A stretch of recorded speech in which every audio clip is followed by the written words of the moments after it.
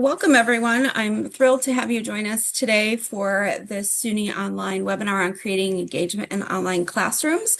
While we're getting started here and doing some introductions, we'd love for you to introduce yourself in the chat and let us know what institution you're affiliated with, maybe what your role is there, what your interest is in today's webinar.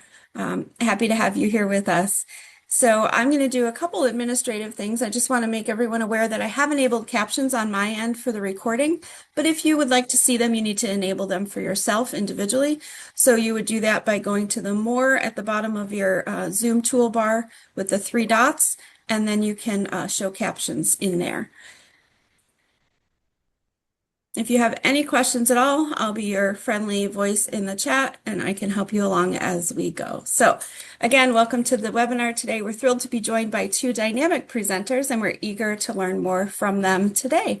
Dr. McKenzie Vorpahl is an associate teaching professor in communications at the University at Buffalo. With a passion for empowering students through education, Dr. Vorpahl has spent over a decade honing her skills as an online educator, bringing a dynamic and engaging approach to virtual classrooms. She specializes in communication studies and thrives on creating interactive lessons that foster a collaborative, student-centered learning environment. As a former Lumen's Circle Fellow and current SUNY Online Teaching Fellow, she is dedicated to reimagining higher education by turning science into practical, real-world learning that advances both personal and professional growth. Dr. Tinnesz is an associate teaching professor of written communication at the University of Buffalo. She specializes in student-centered learning with a focus on critical thinking and has extensive experience teaching and designing online courses for diverse learners. Her approach emphasizes real-world applications, inclusive engagement, and collaborative learning through discussion, multimedia, and hands-on activities.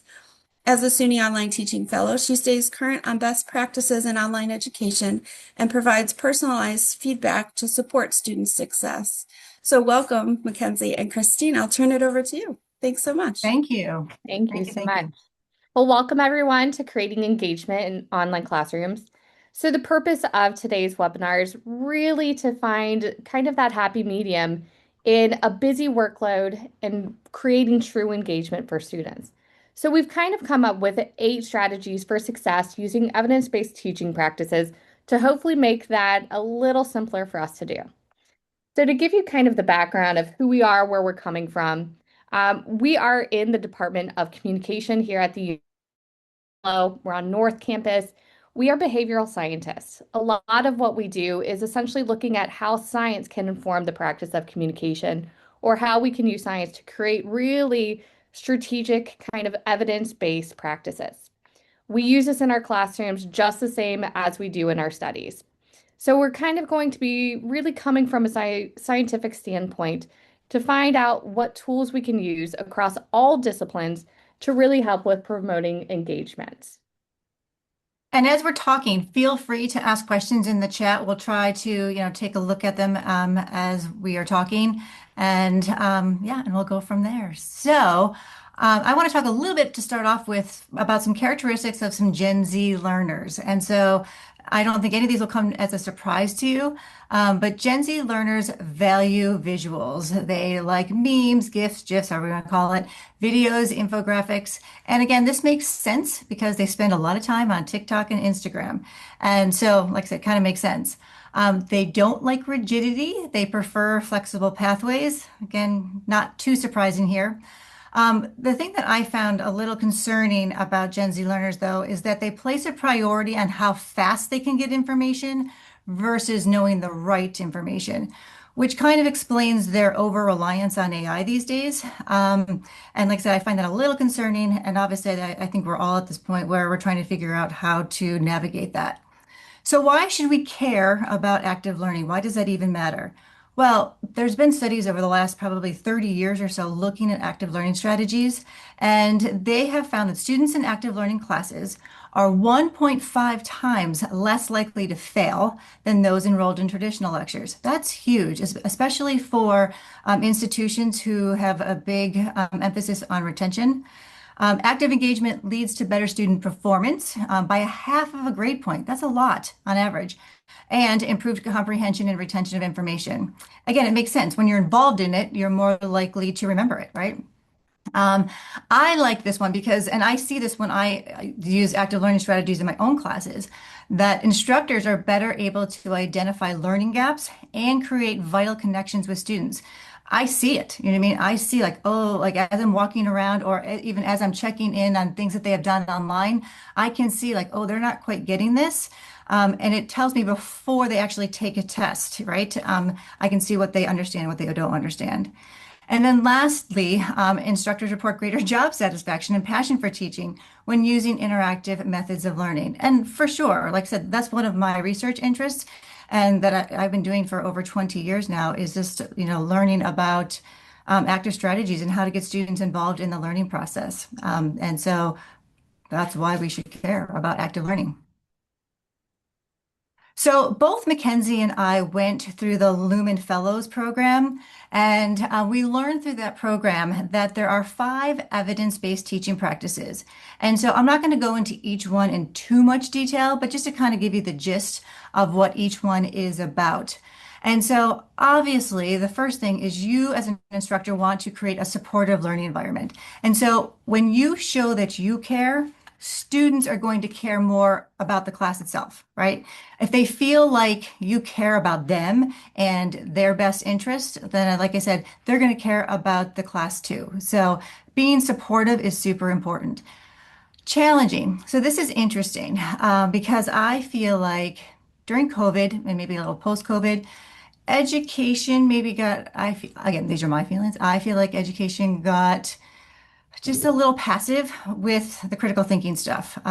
We were just happy that students were doing any work and we didn't emphasize critical thinking so much. But now we're 6 years past COVID. And so I really feel like there should be an emphasis back onto critical thinking and higher order thinking skills. Also, the big thing to remember with having challenging coursework is that critical thinking, higher level thinking skills differentiates students versus AI, right? AI doesn't have higher order thinking skills yet. And so that's what makes us better, right, than AI. Also, having your lessons be varied. We all know that none of us, even adults, don't have great attention spans anymore. And so we can't just do the same thing the whole entire class time, right? And so through my lectures, like I'll lecture maybe for 5 minutes, like literally 5 minutes, and that's it.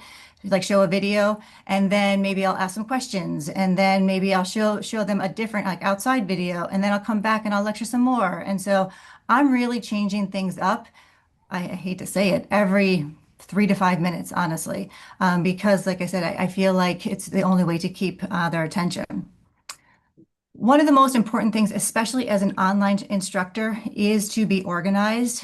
Students are not going to look around for a while on, if they can't find things, they're just going to give up and not do it. And so everything really needs to be organized with whatever platform you're using. And it's interesting. I take the feedback that I get from my students super seriously at the end of the semester, and I will make changes based on like they didn't understand something because they got confused because they couldn't find it or whatever. And obviously to me, it seems very, it seems out there and they should be able to find it. But when they tell me that they can't, this is very informative. And so, like I said, being organized, having modules, that really helps students, especially like I said, in an online class, because you can't be with them 3 times a week, asking them questions, checking in with them all the time, face to face. And then finally, belonging, or letting the students feel like they should belong there. So, for example, having, different groupings if you do group work in your online classes, or even, having diverse examples, right? Not using, only American type names all the time. And I know this sounds like, well, of course, we're going to do that. But it's interesting. My daughter just started a teaching job and she took pictures she just redecorated her room and it was all pink and her classroom. And I said to her, I said, what do the boys think of that? And she just kind of looked at me like, and then she never really thought about it. Right. And so that was kind of my point in asking her that is just think about not only your perspective, but obviously everybody's perspective. You want to be as inclusive as you can. So our hope, like Mackenzie said earlier, our hope is that through these best teaching practices, they're going to come through and we're going to talk about 8 different techniques that help fulfill these teaching practices. So, in true fashion, of course, we have to give you the lay of the land. So, when you teach online, you always have to tell them how you're going to learn this semester. Here's where things are, here's what it looks like. So, we're doing the same for you on this first title page. So, on this first strategy, you're going to see down at the bottom these 1 through 5. These are the evidence-based teaching practices that we feel the strategy best highlights. Of course, this could be dramatically different depending on how you really interpret this strategy. So let's take this first one, for example. The first one that we talk about is to build a connection before you build content. This sounds absolutely insane, especially if you are someone who's very type A, hands raised, that you like to have your semester set up before you begin. What this can look like is simply getting to know your learners before maybe you establish all of your content for the given semester. Here's how I do this, and here's what it looks like and why it might be important. So, one way that I build a connection before I build content is that I send out a survey even before the first day of classes, where I ask students, what do you like about online learning? What do you dislike about online learning? How do you like to be graded? Do you like exams? Do you like a bunch of maybe lesser graded items? So 10 points each versus 100 for one single assignment. So then I ask even questions that seem a little nonsensical, but they tell me a lot about students. What's your major? What do you want to be when you grow up? I use this information and I take all the data and I use the results to really inform the finalizing of my syllabus and my course.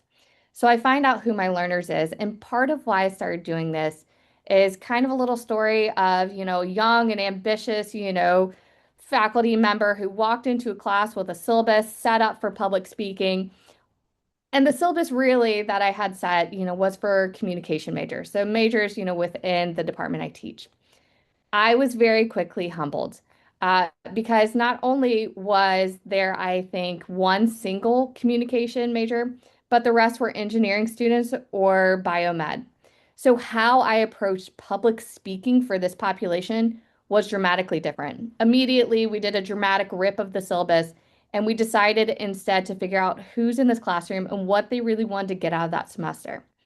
We quickly, finalized the semester together, finalized what, their ambitions were and how I could best teach this specific population, this specific class.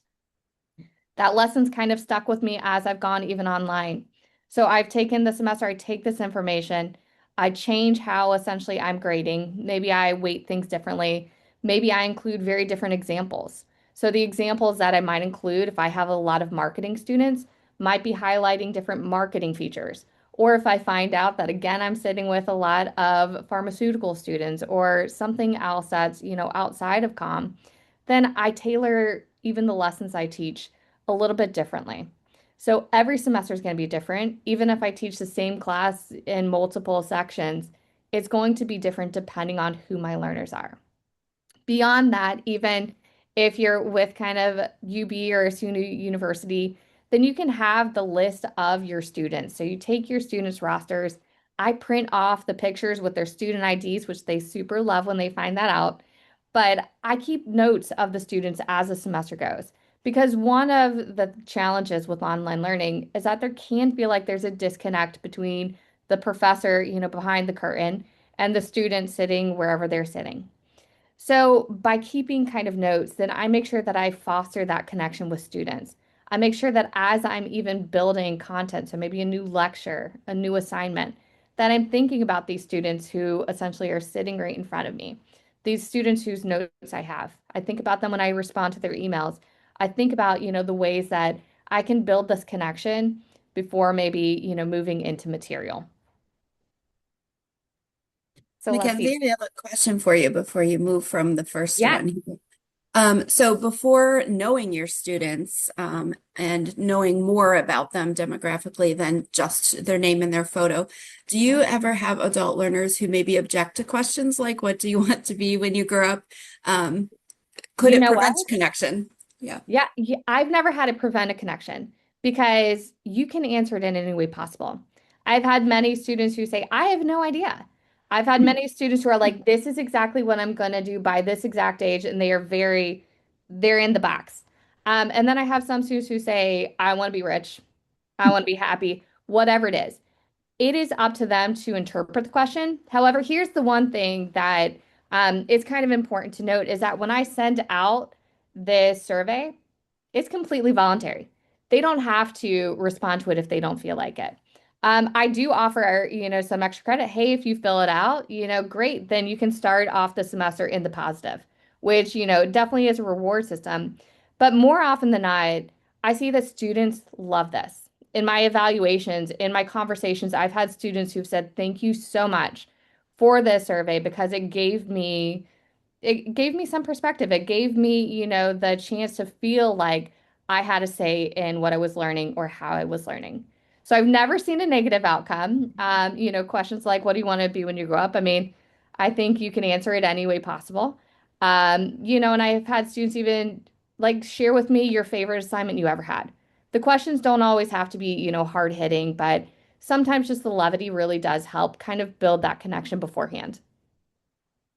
When I was thinking, I think I want to work at Wegmans when I grow up. So there you Yeah, go. I mean, it doesn't really matter. I like Right. that some of the students want to be rich or happy. I mean, don't we all? I don't see a negative to that.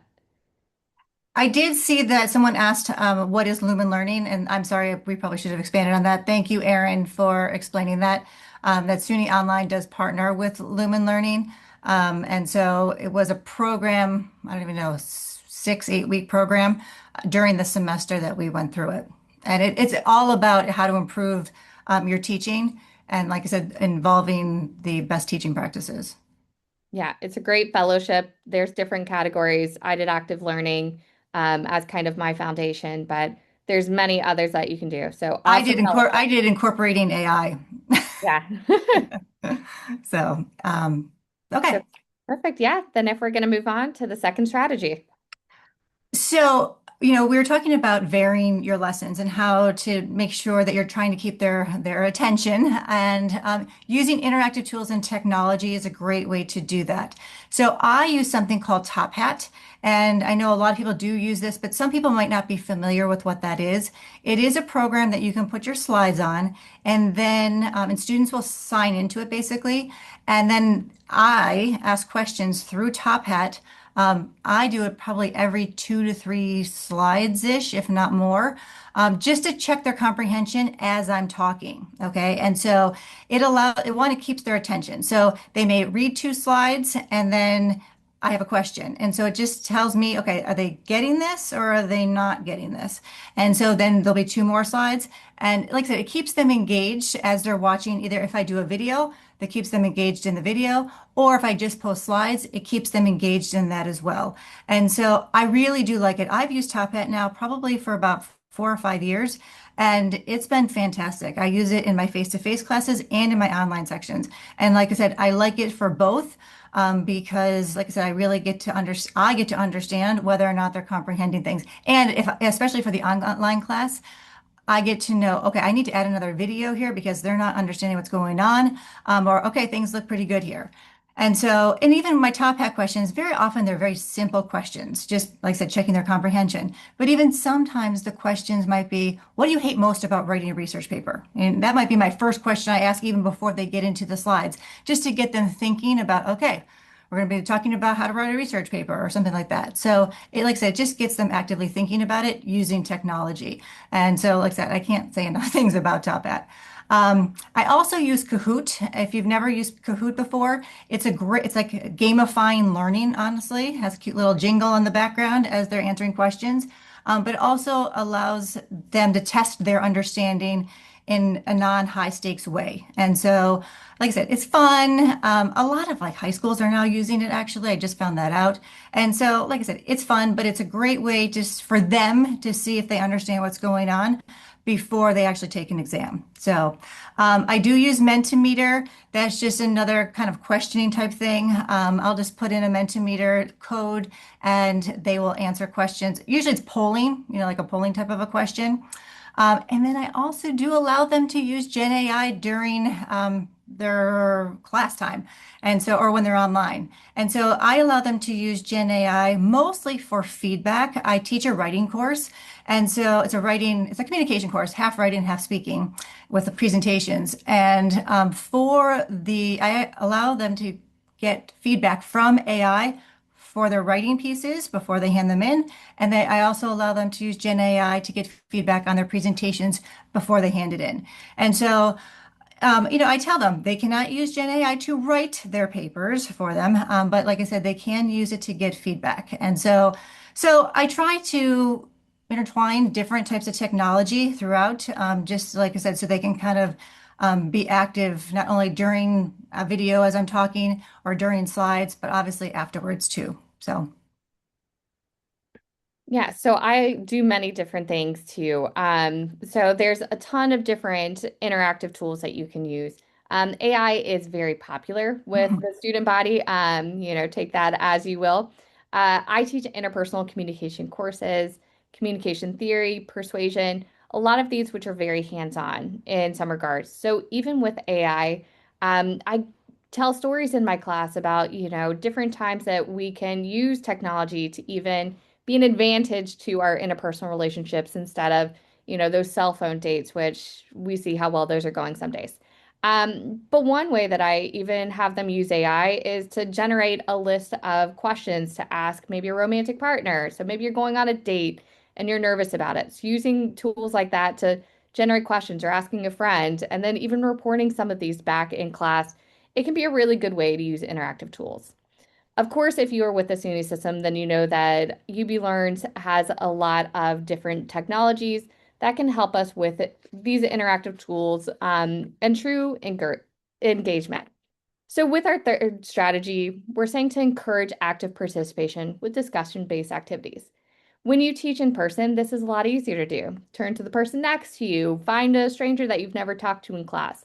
We can really build kind of that connection, that sense of community and belonging, possibly a little simpler.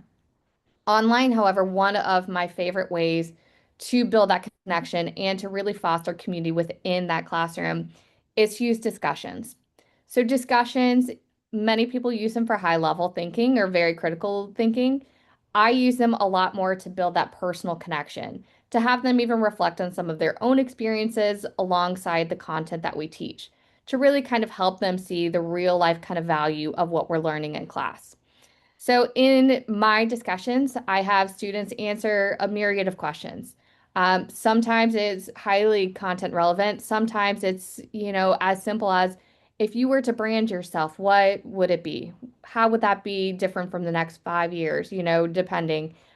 We ask a lot of questions that seem kind of simpler or could really hit maybe more creative processes as they learn alongside. I always, always, always have a stipulation of discussions that you have to engage with peers. And I do set kind of the rules of what that looks like. You have to go something, much deeper, something that generates conversation. It can just be, oh, cool, me too, bro. Which, of course, without the parameters, I think that we see often. But discussions are a great way essentially to get these online learners to really connect to their peers.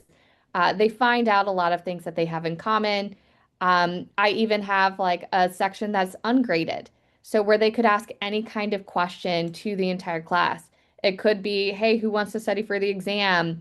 Or they ask study questions to each other, or they could even ask, does anyone have extra tickets for graduation? I've seen just about anything. There's not a lot of rules in that discussion board. It's not graded. Just it's another way for them to have access to people that they might not have otherwise had access to.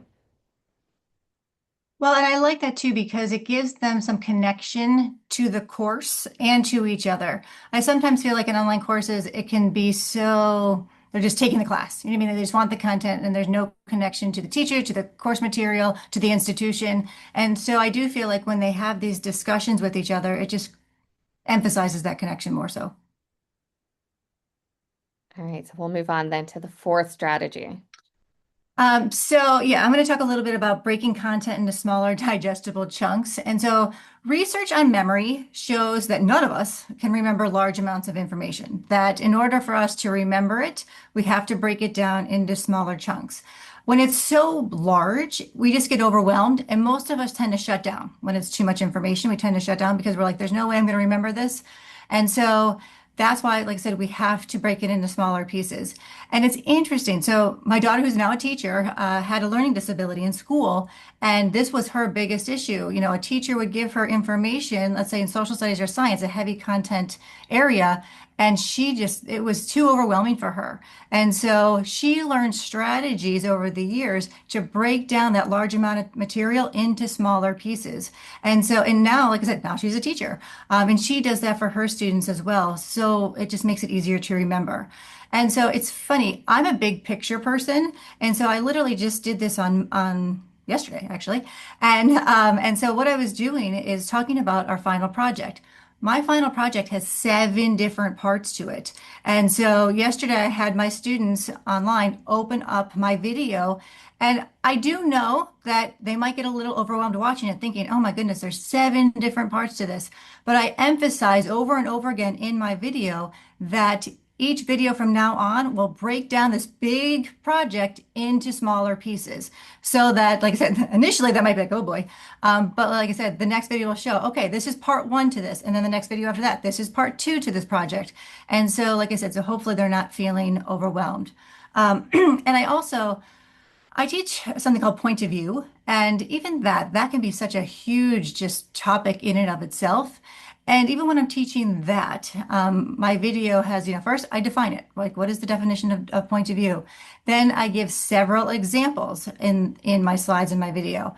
Then I have them look at actually a commercial on point of view, which is interesting, looking at different points of view on a certain issue.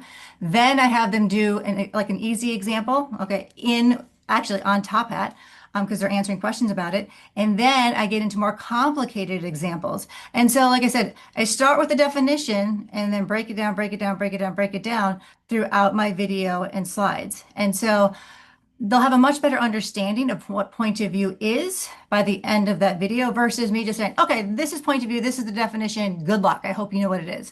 And like I said, breaking it down really makes it much more memorable. And then, like I said, it helps with the varying piece as well. Yeah, my adventures with scaffolding really started again when you're gaining that experience in the classroom, when you're seeing that your learners just maybe you have in your mindset, I thought they would know X, Y, or Z. So you get kind of the end project where you threw a lot at them and had them, perform, and then you're underwhelmed by the results. So we've all kind of had that where we thought that an assignment would be, really successful, and then you see actually really low scores on maybe some things that you thought were of a lower level. So an example of this is in a lot of my classes, especially after COVID, I had the expectation that my students knew APA style or they knew how to work with, the library systems to find really quality peer-reviewed articles. I was very wrong in what I saw, and I saw that papers were, not really earning the same grades that they had prior to COVID. So I decided to start really breaking it down. This could mean that, the time that they spend on an assignment, obviously, if they're doing an APA assignment or finding the articles, that is a much shorter time on task. So versus when they're actually putting it together and really thinking through their social experiments or whatever I'm having them do. It allows me the time to really correct mistakes, so to give some formative feedback before kind of I see a big disaster, come across my desk. It's again, to break it down, not only helps the students, but it also helps the instructors take that moment and find kind of the errors before they become larger.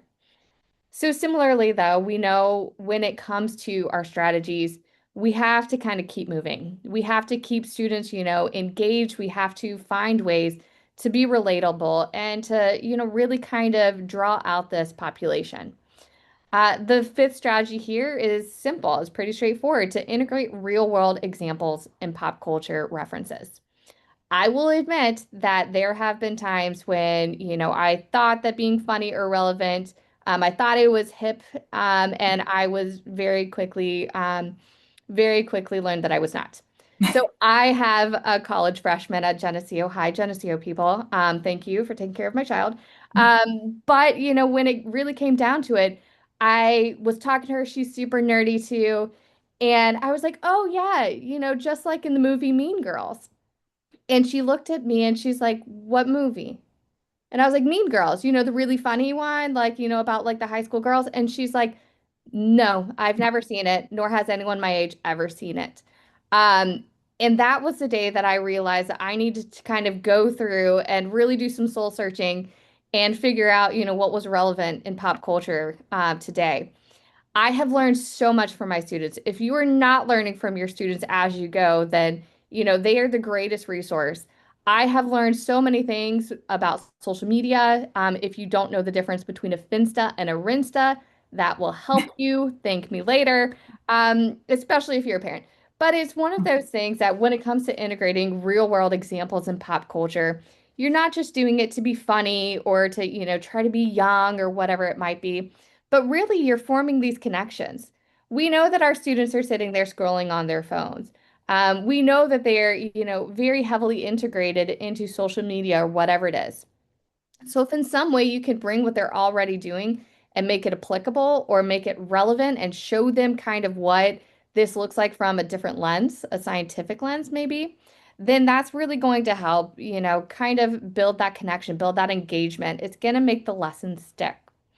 The other way that you can kind of integrate real world examples, maybe their own perspectives or their own experiences, maybe not even just technology, could be by creating assignments where they really get to draw on those experiences and use those as a backbone. So, one example that I do is I have an assignment that I call the Choose Your Own Adventure. There's multiple prompts that they can pick, whichever one fits their interests or, their situation. They can pick one of these social experiments to complete.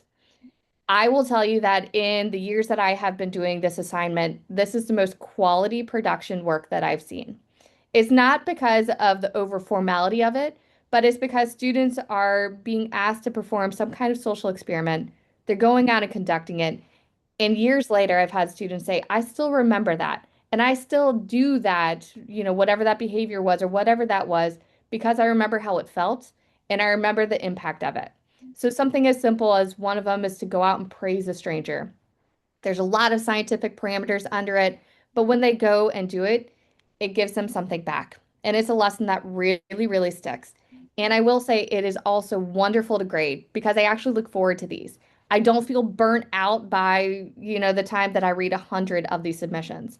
Instead, I feel energized and I kind of feel that same experience that yes, they really got it this time. They really got it. I agree. I do a lot of the real world examples. I teach mostly juniors and seniors, and so they're in the second half of their college careers. And so I focus a lot on getting ready for the job market. And so a lot of my assignments kind of revolve around that. So like actually the first assignment they do is looking into the field they think they might want to go into, looking at what's the education needed, what's the first like starting salary, what's the median salary, just like logistical type of stuff. But a lot of them haven't looked into that yet. They're so involved in their coursework, which is great, but they haven't looked into kind of like I said, the little things. Like I said, how is AI used? What's the job look like? What's the future of that job? Will there be jobs available in 10 years? And so like, just like I said, like things like that, to make it seem more relevant to them because they are starting to think about it once they're juniors and seniors. Yeah, as we were fostering this system of belonging, I mean, even our sixth strategy here, this is going to have that same kind of I see you moment. Absolutely, absolutely. I was laughing because I started thinking like, am I the best one to do this slide or the worst one? And I say that because I don't like things to be held over my head. And so like I can't be a last minute person. It's just not in my DNA. I never have been. And so like I said, so in a way I might be like the annoying person to do this slide. But I do see feedback as a critical component of the learning process. And so students need to know, not everything is going to be absolutely wonderful. And they need to know where they can like stuff that they need to work on and, think that they do excel at. And it's good for them to know that. So I give feedback, I guess, in three different ways, if you want to look at that. So I give feedback, it's written feedback on their papers and their presentations, obviously. And then I said earlier that I allow them to get feedback from Gen AI for their papers and their their presentations before they turn them in. I also allow students to give feedback to each other. So a few times during the semester, students have to do a peer review with one another. So they send each other their papers. I pair them up. They send each other their papers, their rough draft of their papers. I give them a rubric, and then they give feedback on those papers. So they receive, like I said, feedback from their students on that, from fellow students on that. They also, students have to give feedback on each other's presentations. So I tell my students pick 3 presentations to watch and give feedback on it. They have to say a strength or a few strengths and anything that they can improve upon. And then my students have 4 presentations throughout the semester, and they have to pick 3 different people each time, okay, to give feedback on. Because I don't want them just giving feedback if they have friends in the class, giving feedback just to their friends. And so it's good to also see different, different types of presentations. And so, like I said, they're getting feedback from a lot of different like people, me, the students, and then even AI. So the other thing to remember is even if the paper's terrible, you know what I mean? Like let's just say it's just terrible. Obviously give them some constructive feedback, but see if you can find one good thing about it. Because if you just tear them apart the entire time, they're going to lose motivation to continue. And so you want to, like I said, at least find something. When I have a horrible paper, I always say, good effort. Here are some things that you can work on. You know what I mean? Because they did try. It just didn't go as well as they had thought. And so, like I said, you want to at least, like I said, not hurt their motivation in the class itself based on one, bad paper or so.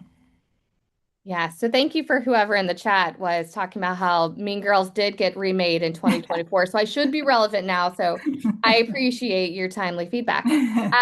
Of course, when it comes down to, feedback, we know that this is essential. It can be daunting. I think I have over 200 students this semester. And that feedback, it takes a lot of our time. It takes a lot of our energy. And of course, it can be challenging if you have a student who submits something that's AI or whatnot, and you're saying, am I really spending a lot of my time giving feedback where you didn't do it yourself?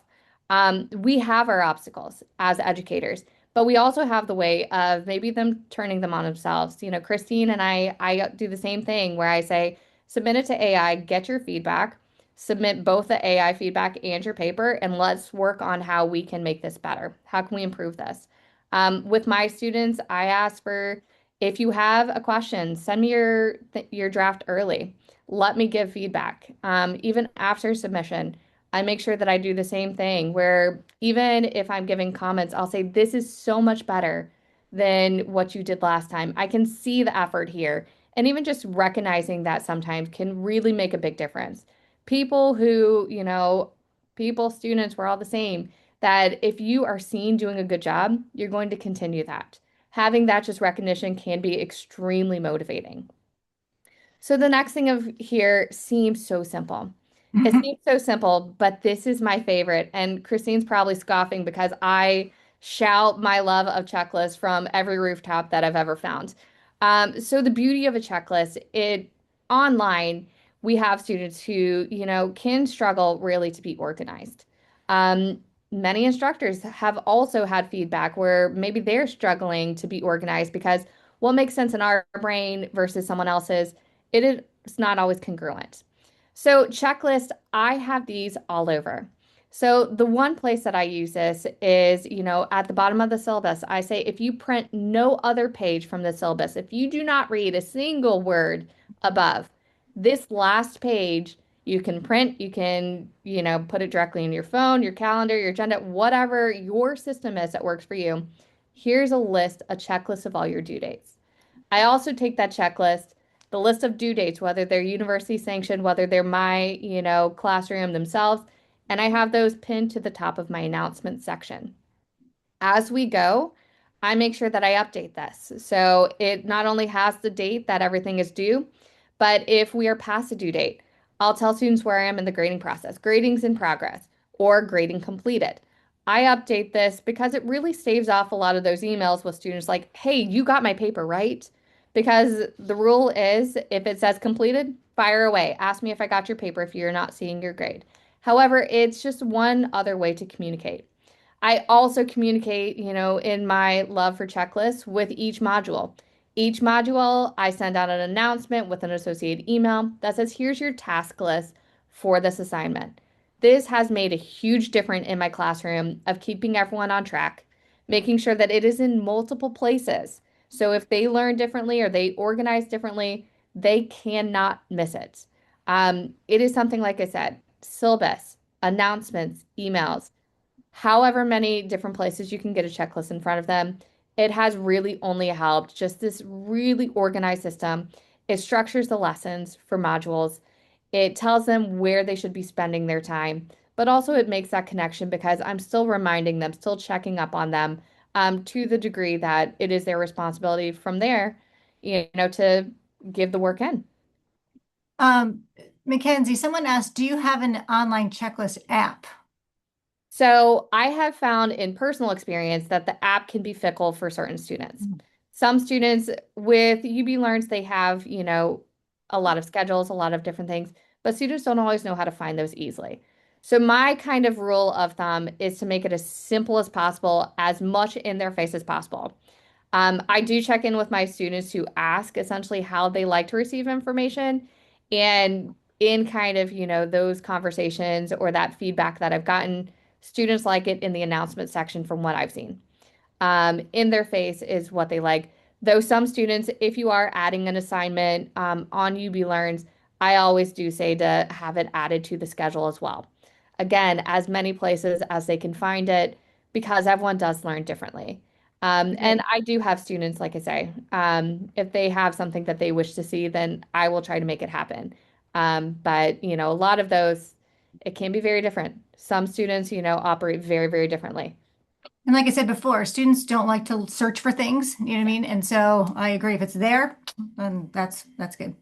Yeah, it's simple, but, simple and sweet sometimes is the best. Absolutely. I think this is so important for an online class is to make yourself look approachable and available. I almost think this is harder for an online class in a way, or students may think it's harder to seek out the teacher because they don't meet with you 2 to 3 times a week like a face-to-face class does. And so, I think it's hard for students, whether they're face-to-face or online, I think it's hard for them to have the courage to come to office hours. And so you want to, like I said, be approachable. And so I start the semester off with having a welcome written message, but I also do a welcome video so they can put a name to a face, right? I have them do an introduction video of themselves because I want to put a name to a face. I like to see, who I'm working with here.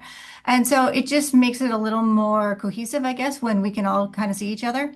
But I do biweekly announcements every week to keep them on track of assignments and what's due.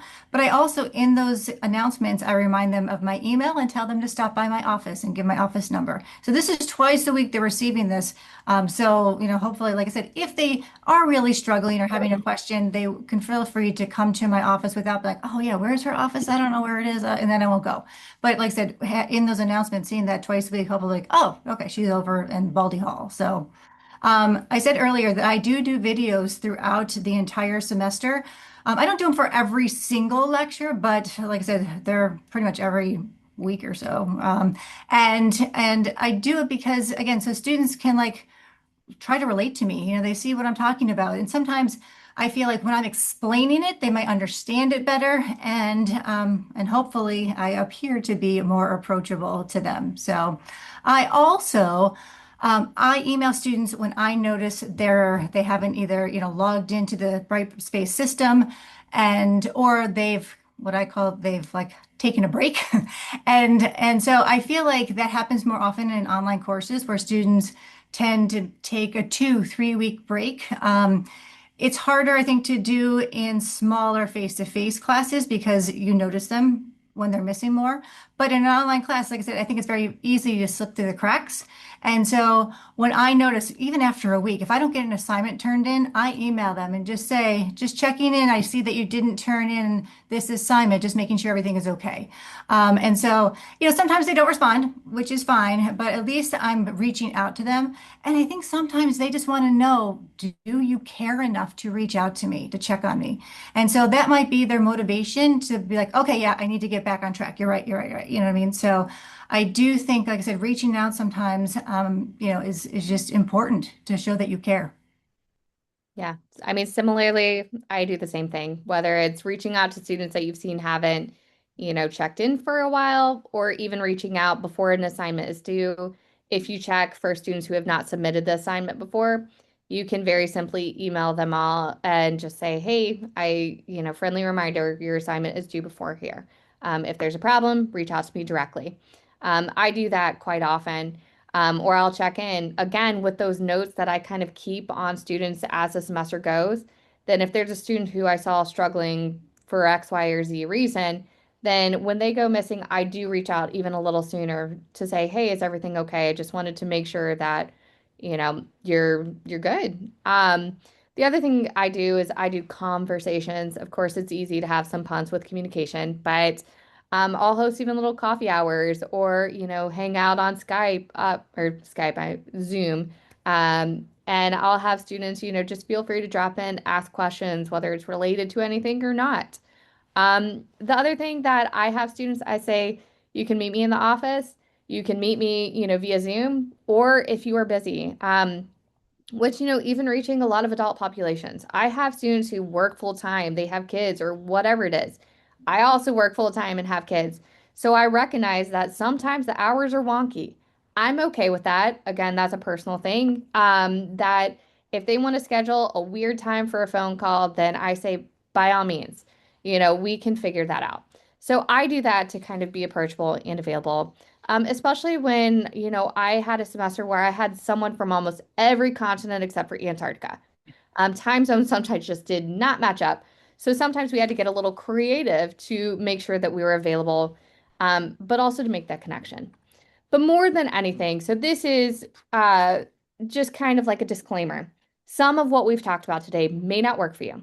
Some of it, you're like, red flag, that's not my style. So when it comes to the tone and style guide, being authentic is something that students genuinely pick up on. They pick up on whether you're humorous or whether you're not in the classroom, whether you have different kind of expectations or different ways that you like to approach your class, whether you like to use the UB, checklist, or whether you like to use, these different tools that are available. There are so many, but it is personal preference. So the one thing though that I come back to, this is in my teaching philosophy, and this is the one kind of universal truth I believe for teaching. There's only one thing more contagious than enthusiasm, and that's the lack thereof. Everyone who's here today is Absolutely. here because you love teaching and you want to be better at it. Because we all kind of are chasing, being better at something that, really brings us joy or that, is a career that we've embarked on. Much of our ideas, even in our department, much of even what we've talked about today came from our department sitting together. A lot of our clinical faculty got together for lunch last year and just the exchanging of ideas, venting to each other, trying to work through frustrations, talking about what are you doing for engagement? What are some of the things that your faculty are doing? It's not just about building connections with students, but also building this community of educators, building a connection with other colleagues and professionals. Instructors are really the spark here for kind of the everlasting flame that is education. So if you're not excited about what you're doing, your students are really going to perceive that as well. So the Well, universal yeah. truth is excitement. I agree. And I was thinking as you were talking, this this whole session has been about active engagement when we're talking about students, but really it's also us. You know what I mean? Like we need to be actively engaged in our own learning about this stuff as well. And so, and to continue it, think sometimes, we go to college, we get our, go to grad school and think we're done. And, it's an evolving process. It's all, professional development and learning from each other, exchanging ideas and, all that good stuff. Yeah. So, I mean, really, with it, being a lifelong learner is just where we're at. So, we can kind of recap today. So, the QR code here will take you to a blog that I wrote using these 8 strategies. Our emails are also listed. If anyone would like to reach out and, really like brainstorm ideas or share something. But really, if anyone has any questions, we'd love any questions, or if you're doing something in your classroom that really fits here. If you think that we got like a ninth or 10th, technique here, we'd love to hear from you guys. Absolutely. Absolutely. Let's see. I like that. We are all We're drowning. all drowning. I was We are going to all say, yes. drowning. We had a faculty meeting yesterday just talking about how we're all just treading. There's always Yeah. so much. I think that this Can is you really put a link to timely. the blog in there so we don't have to read it Yeah, on our phones, absolutely. I please? have that. Yep. Perfect. Thanks. There we Thank you. go. Okay. I'm gonna grab that real quick. And then Jamie also posted a link. Thank you, Jamie, so much to a training a recording for creating checklists in Brightspace. Oh, that's great. Yes. As many tools as you can, right? Right, exactly. All right, there you go. There's a link to the blog post. So, Yes, the Finsta link. and a Rinsta. All right. So, yes, this can be an educational moment after all. So I learned this from my students, and Finsta is essentially a fake Instagram I knew that where, one. I didn't know yeah, the other one though. so it's fake. Rinsta's their real one. So that's the one they might share their Oh. parents and like a potential employer. But the other one is a lot less innocent is what we will say. And I learned this from students, and it was something that we pulled in, to talk about communication theory and, how we really form connections. And so it's all, like I said, it can all be relevant. You just have to find the right, tool and connection for it. But yeah, it was something that lots of good things that you can learn from your students. I see the question is Top Hat free. So interesting. I think it depends on your campus. So UB just last year got a license or partnership with Top Hat. So now it is free because UB did this. But before that, it cost the students, I want to say about $50. I think it was around there Yeah. to have. And so now here's the thing. If they have it, a lot of classes at UB, for example, use it. So not just me. So if they have a Top Hat account for $50, they might be using it in other classes as well. So Yeah. There's And a Top Hat's thing pretty, related to pretty Top easy to Hat. use. Oh, yeah, sorry, Mackenzie. Go ahead. I think my Yeah. audio is a little overlapped with you. Oh, no. So Top Hat's pretty simple and straightforward to use. yeah, it's Um, not overwhelming if I can no. do it. And it Yeah. is one easy way that you can check engagement. So you can even have questions like throughout your lectures that Yeah. students have to answer the questions. And it's up to you as an instructor whether you want them to be correct or whether you just want them to participate. So So, that's interesting. I have actually changed my tune with this. I used to do just participate, but then I found that sometimes people didn't do it. So now I mix it. I wouldn't say they're all, they all have to be correct. But some they don't know now. Like some are and some aren't graded based on if they get it correct or not. Because like I said, just getting the participation points was not enough for them. And so they just weren't doing them. yeah. So you can change depending on the question, so, and you can take attendance and it can, easily translate into your UB learned grade book Yep. if that's what you're after. So I see someone else in the chat is Socrative or some variation of that. Operative, yeah, yeah. Socrative, Oh, that's yeah. neat. And then, I oh, have and it says, how do you several. integrate a tool? Sorry, like Top Hat. Yeah, mine's in my LMS. You can just integrate it Yeah. right in. So it's easy. Yeah. So any other questions? Like I said, I've been trying to skim as I talk, but clearly many things can be missed. You've caught up so far. Great. And if anyone wants to unmute, feel free to ask your question that way as well.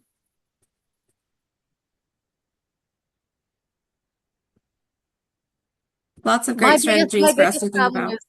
is just the inter like instead of a discussion board, trying to mix it up and trying to find something that they like.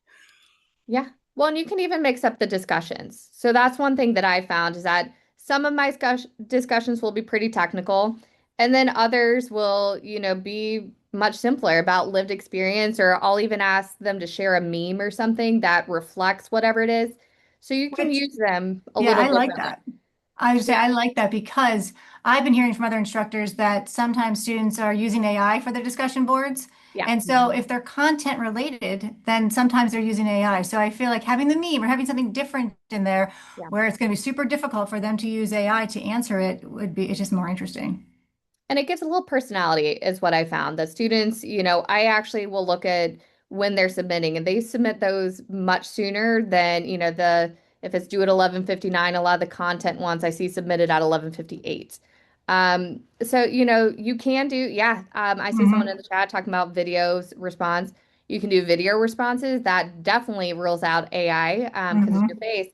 But there's many different strategies around it. And a lot of it depends, again, on what you're really after, what your kind of, preferences are as an instructor. So my classes, like I say, it makes it a little, easier than maybe, some of the natural sciences or some others to talk about personal experiences or what they're really doing, or, even perform mini social experiments and report back to us all or engage with each other. It can be different, but you can vary it even in a discussion format. And that still builds that community of learning, that community where they're responding to each other, they're engaged. And that's the big thing, is that you want them to feel connected to the content and to, the community of learners.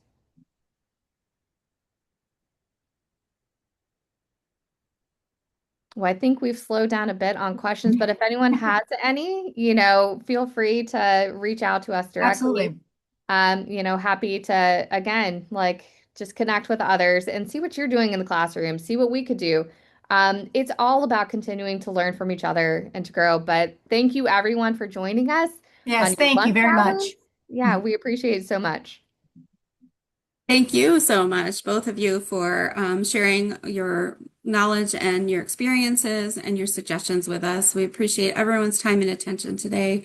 Our webinar recordings and information can be found on our website that I posted in the chat. We have an additional webinar this week on Friday at 1 p.m. Eastern that will showcase 2 courses from our online exemplar courses for observation program. So if you're available at that time, join us on Friday for a tour of these courses and to learn more about the program. Thank you again.